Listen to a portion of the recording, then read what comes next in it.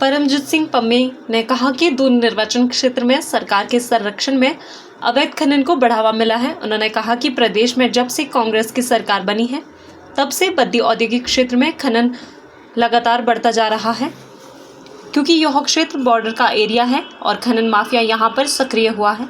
साथ ही में शनिवार दोपहर 3 बजे उन्होंने कहा कि वर्तमान सरकार में सट्टा माफिया भी सक्रिय हो गया है।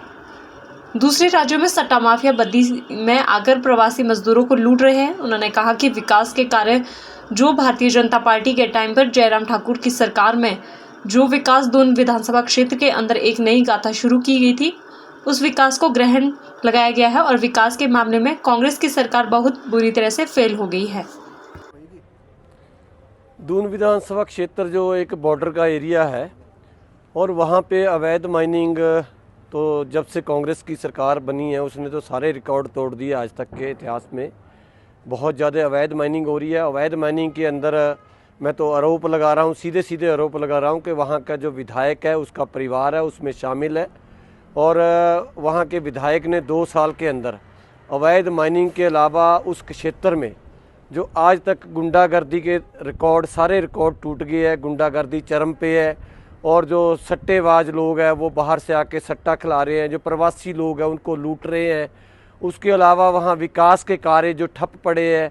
भारतीय जनता पार्टी के टाइम में जयराम ठाकुर जी की सरकार में जो विकास दून विधानसभा क्षेत्र के अंदर एक नई गाथा शुरू की थी, उस विकास को ग्रहण लग गया है। विकास के मामले में कांग्रेस की सरकार बहुत बुरी तरह से फेल हो गई है और विधायक ने वहाँ 1 रुपये का विकास नहीं किया।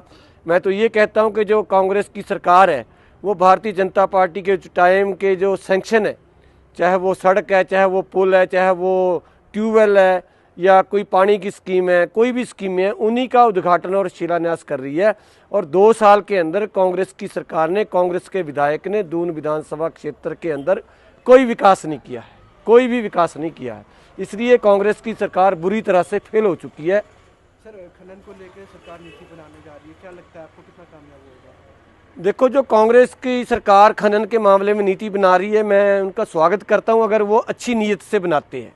अगर उनकी नीयत में खोट होगा तो नीति कामयाब नहीं हो सकती, क्योंकि जब वहीं का जो बाशिंदा है, जो वहीं का मालिक है, वहीं का जो विधायक है, अगर उसी में वो लोग शामिल होंगे तो उस नीति का कोई फ़ायदा नहीं होएगा। मैं तो कहता हूँ अगर नीति बनती है तो बहुत अच्छी बात है, लेकिन सच्चे मन से अगर सरकार नीति बनाती है तो हम उनका स्वागत करते हैं।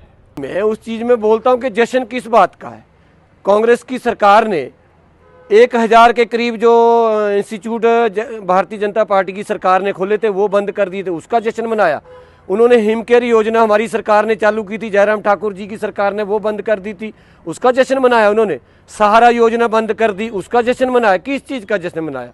1 लाख नौकरियों के लिए बोला था, कोई नौकरी नहीं दी गई, उस चीज़ का जश्न मना। ये तो सरकार ने हिमाचल प्रदेश के जनता के पैसे की बर्बादी की है। जो 25 करोड़ रुपया उन्होंने लगाया है, अगर उसी 25 करोड़ रुपए को लोगों को जो आज सैलरी के बिना रह रहे हैं, पेंशन के बिना बेचारे तड़प रहे हैं, उनको बांट देते, वो सही समय पे देते तो ये अच्छी बात होती।